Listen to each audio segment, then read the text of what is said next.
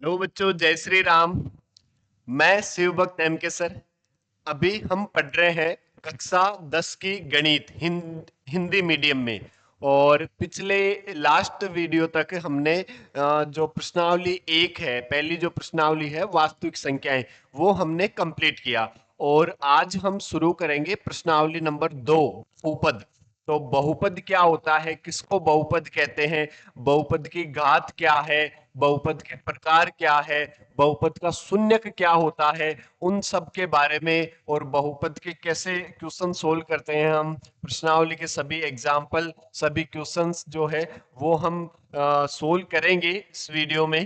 तो चलो बिना देरी करे हुए स्टार्ट करते हैं आज का वीडियो, जिसमें हम पढ़ेंगे बहुपद के बारे में। प्रश्नावली नंबर 2, जो कि बहुत ही इंपॉर्टेंट प्रश्नावली है, आपके आगे भी, आगे की क्लासों में भी बहुत काम आती है, कहीं पर भी मैथ में जो है बहुत अच्छी तरह से काम आती है, बहुत इंपॉर्टेंट प्रश्नावली है।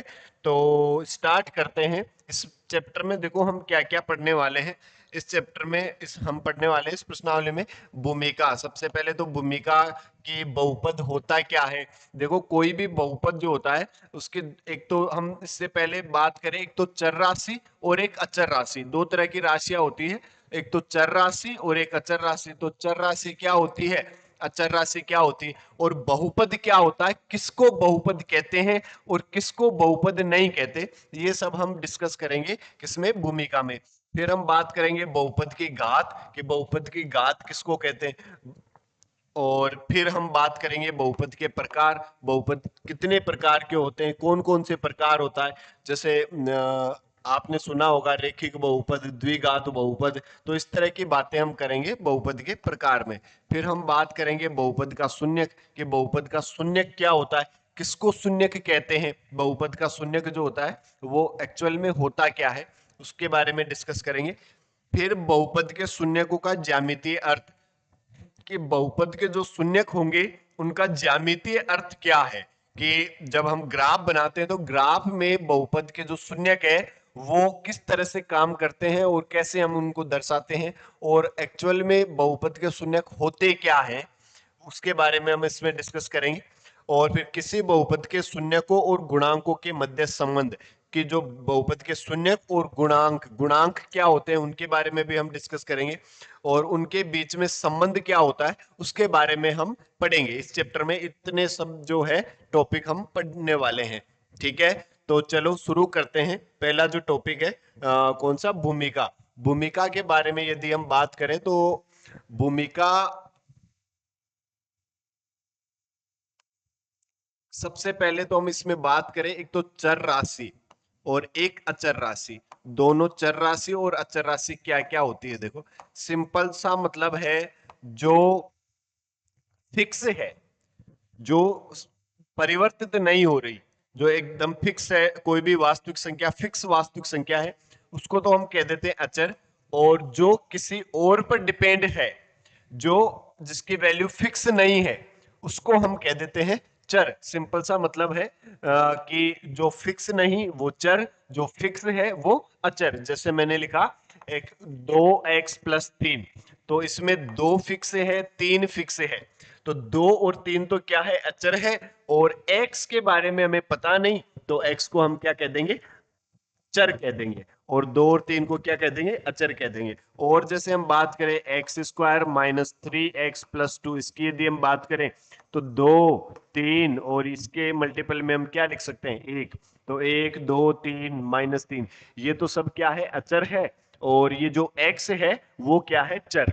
तो सिंपल सा मतलब क्या है, जो फिक्स है वो तो अचर, जो फिक्स नहीं है वो चर। ठीक है। अब बहुपद की यदि हम बात करें, देखो नाम से पता चल रहा है क्या, बहुपद। कुछ बच्चे कह देते हैं गुरुजी, कुछ बच्चे कह देते हैं गुरुजी बहुपद, बहु मतलब ज्यादा, जिस और पद मतलब पद। तो जिसमें बहुत ज्यादा पद हो उसको बहुपद कह देते हैं।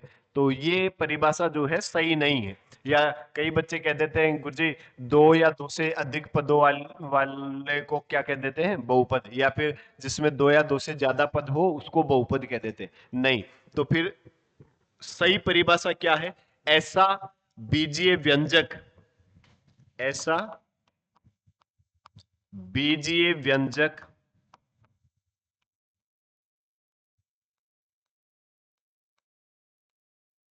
जिसमें चर की घात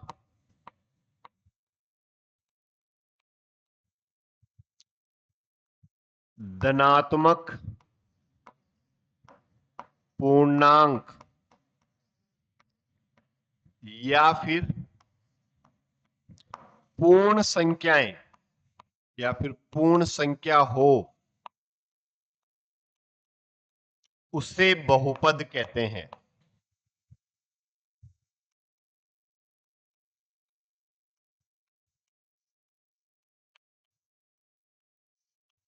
बहुपद किसको कहते हैं? ऐसा बीजीय व्यंजक जिसमें जो चर होता है, चर चर कौन सा, x या y, जो भी चर हमें दिया हुआ है, तो उस चर की जो घात है वो धनात्मक पूर्णांक होनी चाहिए।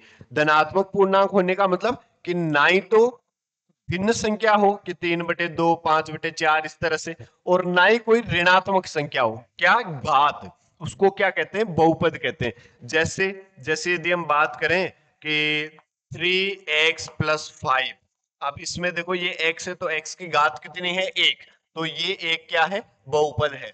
और यदि हम बात करें कि 2x² + 3x+4, अब इसमें देखो जो x चर क्या है? x है, तो यहाँ चर x की घात कितनी है? 2, यहाँ पे x की घात कितनी है? 1, तो ये भी एक बहुपद है। तो फिर गुरु जी बहुपद कौन सा नहीं होगा? जैसे यदि हम बात कर ले बच्चों कि मैंने लिखा रूट या 2√x+4, यदि इसकी बात करूं तो इसको आप यदि मन की आंखों से देखते हो तो ये लिखा हुआ दिखाई देगा 2 गुणा x की घात 1/2। अंडर रूट का सिंपल सा मतलब होता है क्या? उसकी घात कितनी होती है? 1/2 +4। तो यदि हम यहां बात करें कि x की जो घात है वो कितनी है? 1/2। 1/2 धनात्मक पूर्णांक नहीं है। 1/2 का मतलब कितना हुआ? 0.5। तो ये एक पूर्णांक संख्या नहीं है, तो हम इसको क्या कहेंगे? ये एक बहुपद नहीं होगा। तो और कौन सा बहुपद नहीं होगा? जैसे मैंने लिखा कि 3x² + 5x+4 ऐसा लिखा हुआ है। तो यदि आप इसको गौर से देखोगे तो ये क्या लिखा हुआ है? 3x² + 5x प्लस इस x की घात 1 है, तो इसको यदि आप ऊपर लेकर जाते हो तो इसको आप क्या लिखोगे? 4 गुणा x⁻⁻1। तो अब देखो सभी x जो चर क्या है? x, तो सभी x की जो घात है वो क्या होनी चाहिए? धनात्मक पूर्णांक होनी चाहिए। तो यहाँ ये 2 है, पावर यहाँ 1 है, लेकिन यहाँ यदि हम बात करें तो पावर क्या है? -1। तो ये -1 क्या हुआ? नेगेटिव नंबर है, तो हम क्या कहेंगे? ये एक बहुपद नहीं है। तो सिंपल वे में हम समझे क्या कि ऐसा बीजीय व्यंजक जिसमें चर की घात धनात्मक पूर्णांक हो, उसको हम क्या कहते हैं? बहुपद कहते हैं। जैसे और यदि हम बात करें, मैंने लिखा √3x+4, जैसे मैंने ये लिख दिया, तो अब इसमें यदि हम बात करेंगे तो x की घात की बात करेंगे हम, ये तो एक अचर संख्या है, ठीक है, तो ये तो रूट में भी हो सकती है। लेकिन यदि यहां हम बात करें, हम केवल चर की घात देखते हैं, केवल चर की घात जो है वो धनात्मक पूर्णांक होनी चाहिए। तो x की घात कितनी दिखाई दे रही है हमें? 1, तो 1 क्या है? धनात्मक पूर्णांक है क्या? हाँ सर, 1 जो है वो धनात्मक पूर्णांक है। तो हम क्या कहेंगे? ये एक बहुपद है, ठीक है, इसको हम क्या कहेंगे? एक बहुपद है। क्लियर है? तो बहुपद आपको समझ में आया? बहुपद किसको कहते हैं? सिंपल वर्ड में छोटी सी बात है, ऐसा बीजीय व्यंजक जिसमें चर की घात धनात्मक पूर्णांक हो, उसको क्या कहते हैं? बहुपद कहते हैं। और जिसकी घात, चर की घात धनात्मक पूर्णांक नहीं हो, तो फिर उसको हम बहुपद नहीं कहेंगे। जैसे ये बहुपद नहीं है, ये भी बहुपद नहीं है। और यदि हम बात करें कि जैसे मान लो 5x⁻³ +4x⁻³ + 7x + 8, यदि इसकी बात करें तो देखो x की घात धनात्मक पूर्णांक है, x की घात धनात्मक पूर्णांक है, लेकिन 3/2 तो एक अचर संख्या है, सॉरी 3/2 एक भिन्न संख्या है भाई। 3/3 में 2 का भाग दोगे तो 1.5 आता है। 1.5 धनात्मक पूर्णांक नहीं है, तो हम क्या कहेंगे, इसको ये एक बहुपद नहीं है। क्लियर है? तो आपको ये समझ में आया कि कौन सा तो बहुपद होता है और कौन सा बहुपद नहीं होता। ठीक है, फिर हम आगे यदि और डिस्कस करें तो अगला जो टाइटल है वो क्या है, बहुपद की घात। तो बहुपद की घात क्या होती है, किसको बहुपद की घात कहते हैं? तो बहुत ही सिंपल जवाब है कि किसी बहुपद में जो चर होता है उसकी अधिकतम जो घात होती है उसे ही बहुपद की घात कहते हैं। किसको कहते हैं बहुपद की घात? किसी भी बहुपद में जो चर होता है उस चर की अधिकतम घात वही बहुपद की घात कहलाती है।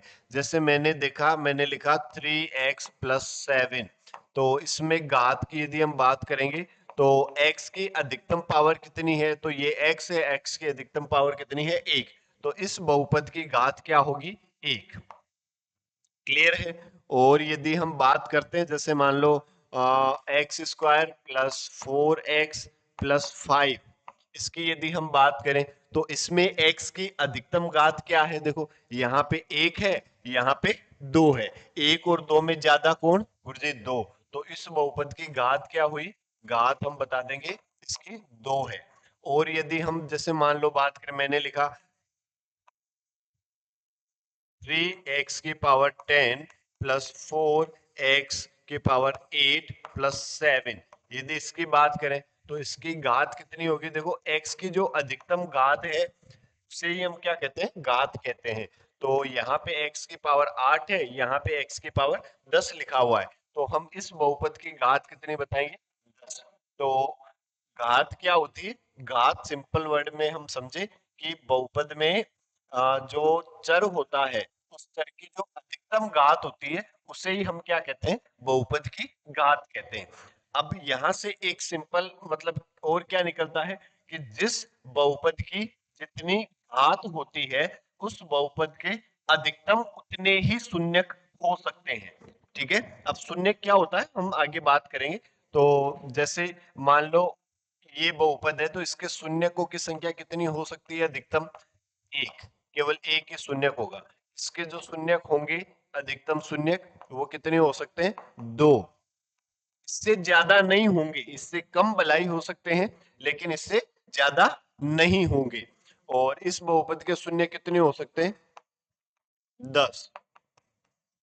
तो बेसिकली हम समझे क्या कि बहुपद की घात किसी भी बहुपद में चर की जो अधिकतम घात होती है उसे ही बहुपद की घात कहते हैं। और जो शून्यक होता है, शून्य क्या होता है, बहुपद के जो जितनी घात होती है उस बहुपद के अधिकतम उतने शून्यक हो सकते हैं। क्लियर है? तो यदि आपको कोई भी मान लो बहुपद दिया हुआ हो और उस बहुपद की हमें घात पता करनी हो तो हम ये देखेंगे कि उसमें जो चर है उसकी घात अधिकतम घात क्या है। फिर यदि हम इसी में एक और बात करें गुणांक की कि गुणांक क्या होता है।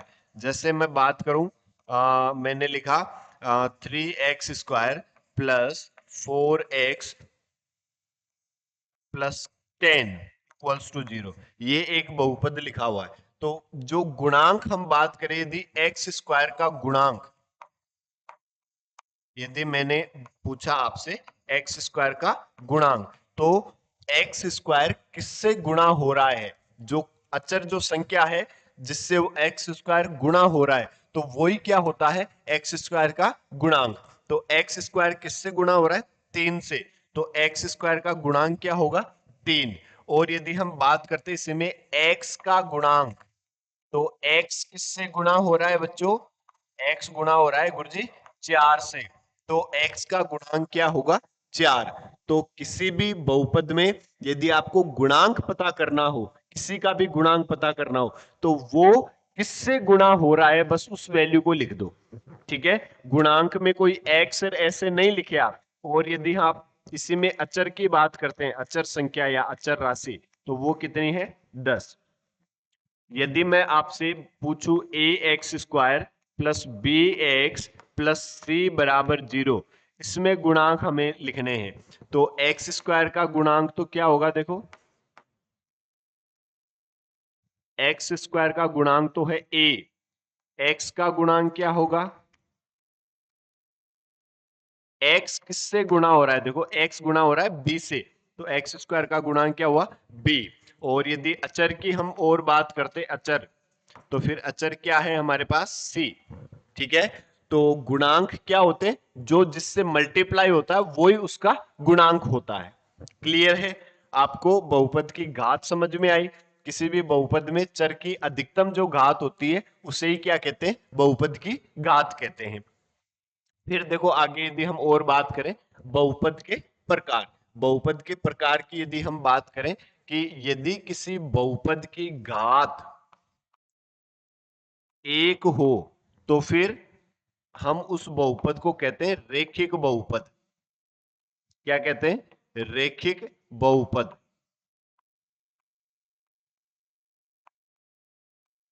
रेखिक बहुपद किसको कहते हैं, जिस बहुपद की घात एक हो।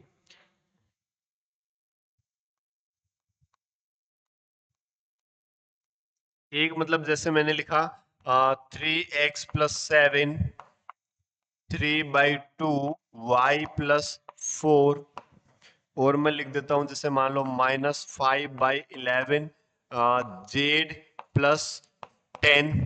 तो ये सब किसके उदाहरण है, रेखिक बहुपद में। रेखिक बहुपद किसको कहते हैं, ऐसा बहुपद जिसकी घात कितनी हो, एक हो, केवल एक। तो यदि आप इसमें बात करो तो x की घात कितनी है, एक। इसमें बात करो तो y की घात कितनी है, एक। और यदि इसमें बात करो तो z की घात भी कितनी है, एक। तो ये तीनों क्या है, रेखिक बहुपद है। और रेखिक बहुपद के नाम से पता चल रहा है, रेखिक रेखा जैसा, मतलब दुनिया में जितने भी रेखिक बहुपद है उनके ग्राफ जो बनते हैं वो रेखा जैसा बनता है। और रेखा जो होती है वो दोनों तरफ अनंत तक चलती है, रेखा घूमती नहीं है। ठीक है, यदि हम बात करें घात दो की, यदि घात दो होती तो हम उसको क्या कहते, द्विघाती बहुपद।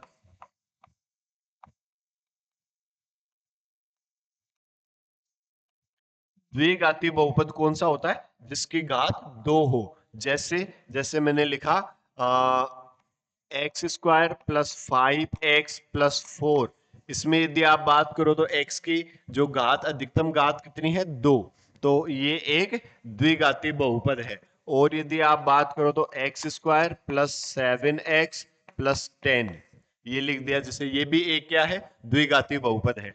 और द्विघात बहुपद का जो व्यापक रूप में जो लिखते हैं वो हम क्या लिखते हैं, ax² + bx+c। ये सभी जो दुनिया में जितने भी द्विघात बहुपद है उन सबको दर्शाता है, कौन, ax² + bx+c, जहां a b c कोई भी अचर संख्या हो सकती है और x क्या है, x एक चर संख्या है। ठीक है, और यदि हम बात करते यदि घात यदि 3 की, तो फिर हम उसको क्या कहते हैं, त्रिघाती बहुपद।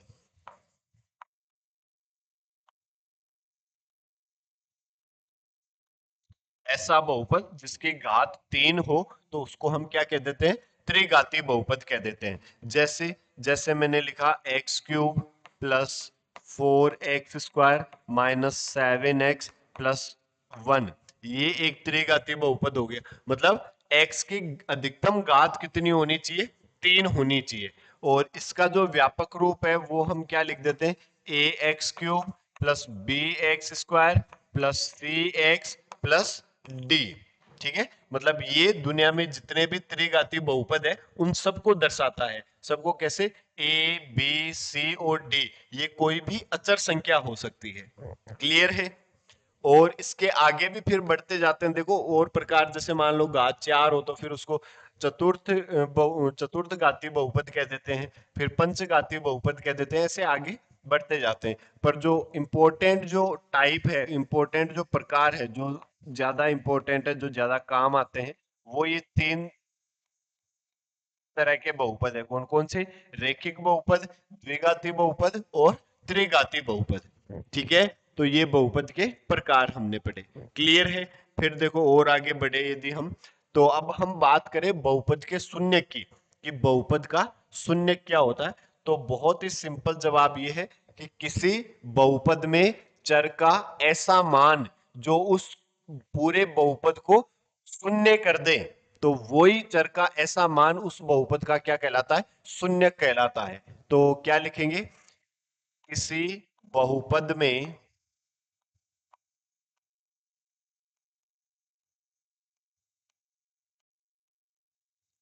चर का ऐसा मान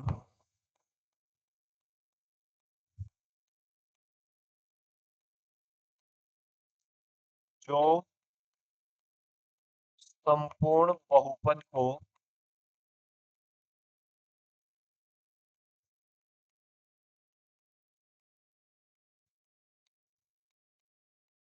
शून्य के बराबर कर दे या शून्य कर दे,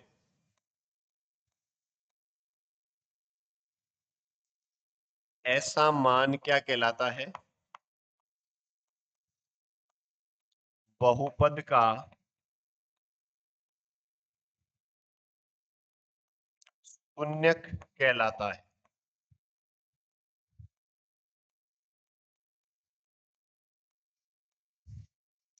जैसे जैसे मैंने लिखा बच्चों,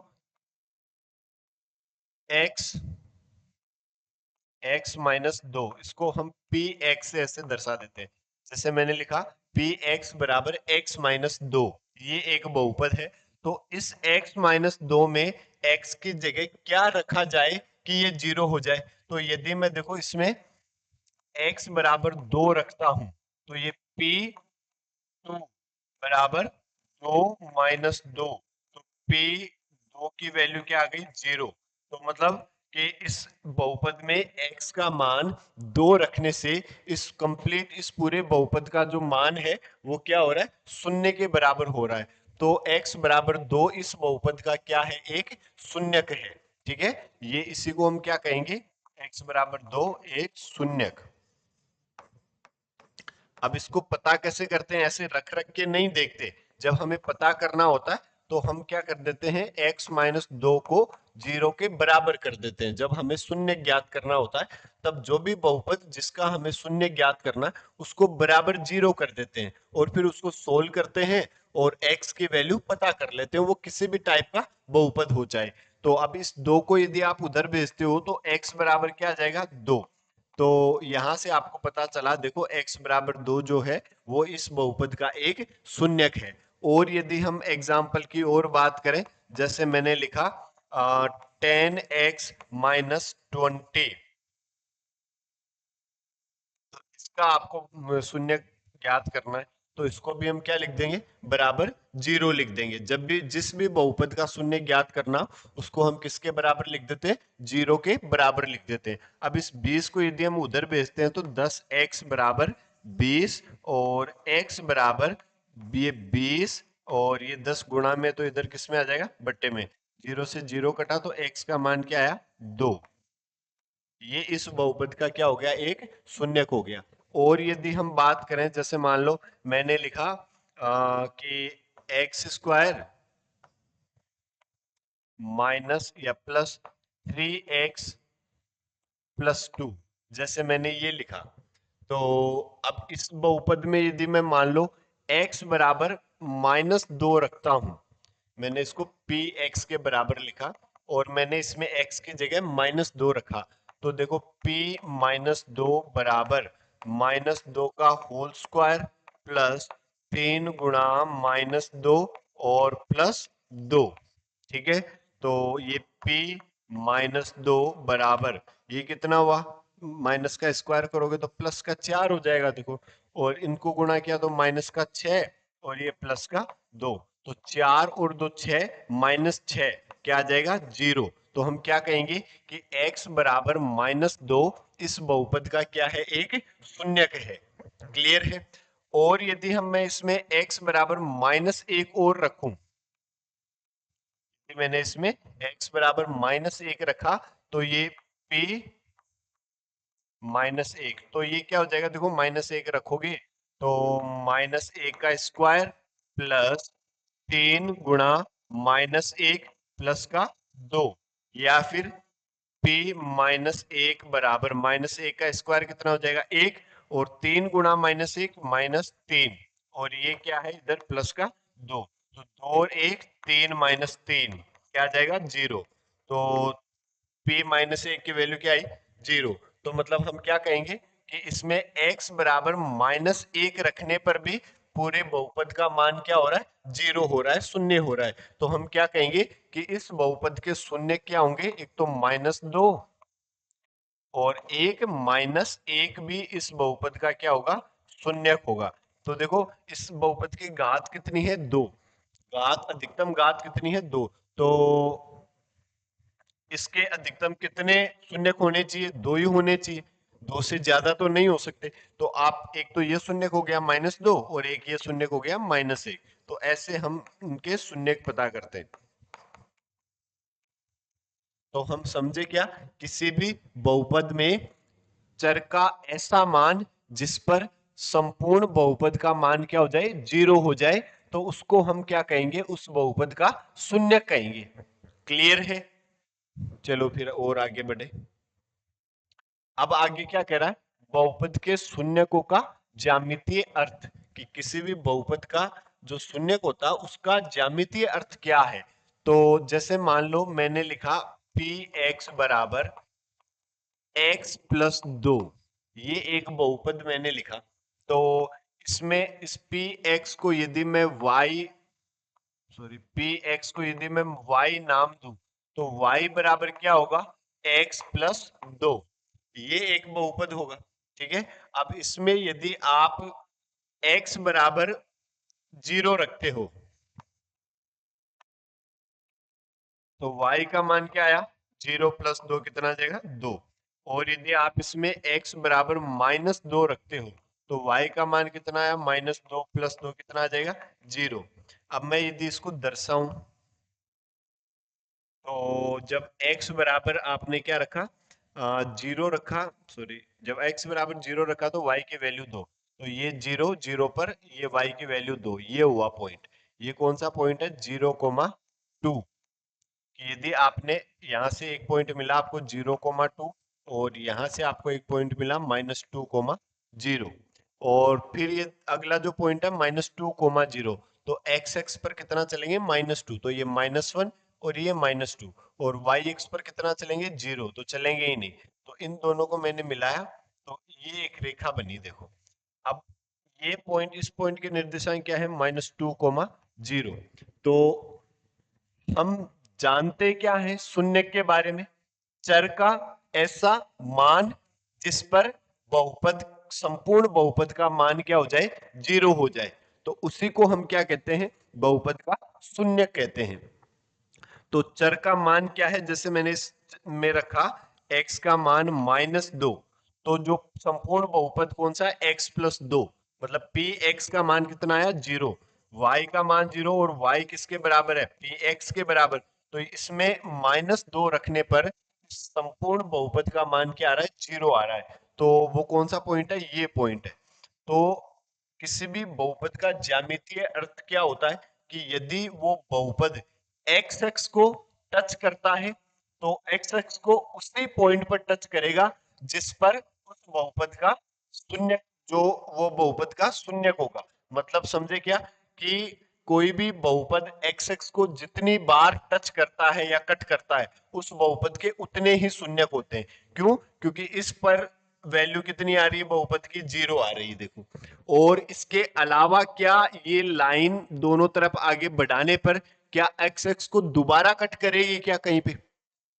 नहीं दोबारा कभी नहीं कट करेगी तो दोबारा कट नहीं करेगी तो इस बहुपद का एक ही शून्य होगा यदि मैं और बात करता जैसे मान लो मैंने आपसे ये कहा कि ये एक बहुपद है इस बहुपद के शून्य कितने होंगे तो यदि हम बात करें ये एक्स एक्स को यहाँ पे भी कट कर रहा है तो यहाँ पे भी y की वैल्यू जीरो होगी और यहाँ पर भी y की वैल्यू जीरो होगी तो x के दो ये तो पॉजिटिव वैल्यू होगी x की कोई और ये नेगेटिव वैल्यू होगी कोई x की ठीक है तो मतलब समझे क्या ज्यामितीय मतलब क्या है कि किसी बहुपद का ग्राफ एक्स एक्स को जितनी बार कट करता है उस बहुपद के उतने ही शून्य होते हैं सिंपल सा मतलब है क्यों? क्योंकि इस पर भी y की वैल्यू 0, इस पर भी y की वैल्यू 0, दोनों अलग अलग मान है, तो ये भी एक शून्य कहलाएगा और ये भी एक शून्य कहलाएगा, क्योंकि ये पुट करने से भी या ये रखने से भी बहुपद का मान 0 आ रहा है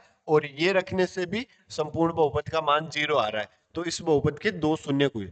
तो इन सब बातों का जो निचोड़ है वो इतना सा ही है कि किसी बहुपद का ग्राफ एक्स एक्स को जितनी बार कट करता है उस बहुपद के उतने ही शून्य होते हैं। सिंपल सा मतलब है। क्लियर है? ओके, चलो फिर हम और आगे बढ़ते हैं। अब हम बात करते हैं प्रश्नावली 2.1 की। क्या है प्रश्नावली 2.1? किसी बहुपद px के लिए y बराबर px का ग्राफ नीचे आकृति 2.10 में दिया है। प्रत्येक स्थिति में px के शून्यकों की संख्या ज्ञात कीजिए। तो ग्राफ दिए हुए हैं आपको, बहुपद नहीं, बहुपद के ग्राफ दिए हुए हैं और आपसे ये पूछा है उन बहुपदों के शून्यकों की संख्या ज्ञात कीजिए। तो सिंपल सा मतलब हम क्या जानते हैं कि गुरुजी हम जानते हैं किसी भी बहुपद का ग्राफ एक्स एक्स को जितनी बार कट करता है उस बहुपद के उतने ही शून्यक होते हैं।